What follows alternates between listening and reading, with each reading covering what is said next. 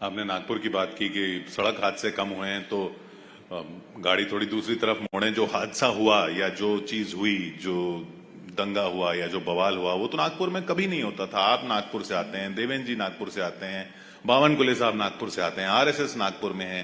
नागपुर में कभी दंगा नहीं होता था, तो कहाँ चूक हो गई? ऐसा नहीं होता है। नागपुर में इसके पहले भी दंगा हो चुका है।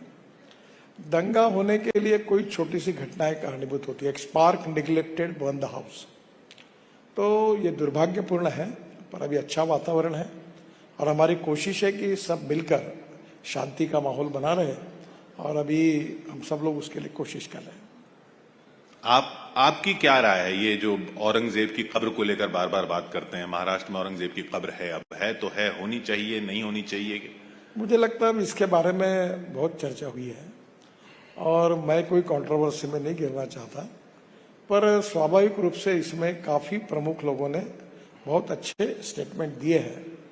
खुद छत्रपति शिवाजी महाराज के जीवन में ये था कि वो कल्याण की सूबेदार की बहू जो थी, उसको जब हमारे उनकी फौज ने पकड़ा, जो लड़ाई जीतने के बाद, तो उन्होंने ये कहा कि वो बहुत सुंदर थी।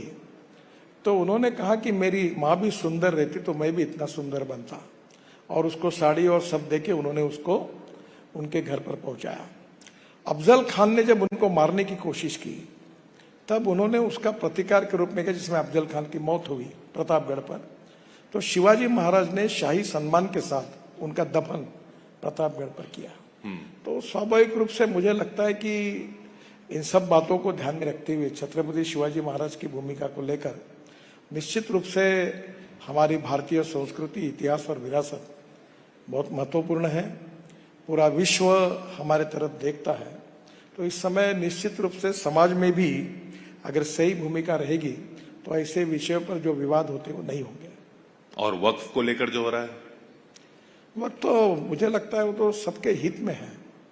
आप अगर केस टू केस जाएंगे तो वक्त में बड़े प्रमाण पर विवादित जमीनों में लोगों ने उसको कब्जा किया है, और ये जमीन अगर बाजू हो जाएगी तो engineering college, medical college, skill development institute, research institute, समाज के उपयोगी अनेक कामों के लिए इसका उपयोग होगा, जिसमें मुस्लिम समाज का बहुत बड़ा फायदा होगा।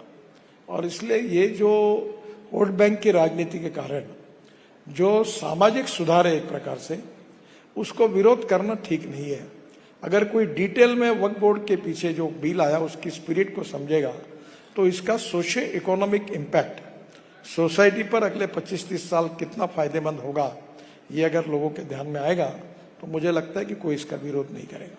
ये वोट बैंक पॉलिटिक्स की आपने बात की, समुदायों को लेकर होती है, लेकिन भाषा को लेकर भी होने लग गई अब। और आप बिजनेस को समझते हैं, ये मुंबई के लिए खतरनाक नहीं है अगर इस तरह से अग्रेसिव कि भाई मराठी बोलो, बोल कर दिखाओ? देखिए, ये समाज में कोई माइक्रोस्कोपिक माइनॉरिटी होती है, कोई लोग होते हैं, ये कोई कुछ बातें करते हैं, आप उनका कॉग्निजेंस क्यों लेते हो? आपने कॉग्निजेंस लेने के बाद उसको और चर्चा मिलती है, लोगों के पास जाता है।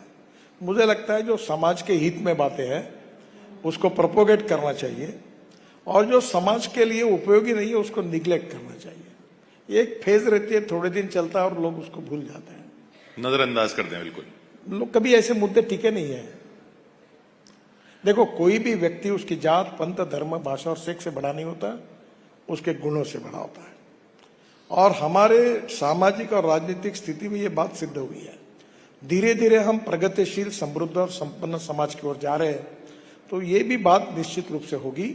और ये चित्र दिख भी रहा है, जो नई पीढ़ी आ रही है और शिक्षा का जो प्रसार हुआ है, उसमें लोग अब जात, पंथ, धर्म, भाषा और सेक्स से ऊपर उठकर सोशल और इकोनॉमिक इक्वेलिटी की सोच में आगे काम कर रहे हैं। तो ये जो प्रगतिशील समाज बन रहा है उसको हम ज्यादा सपोर्ट करें, मोमेंटम दें, ये ज्यादा अच्छा होगा।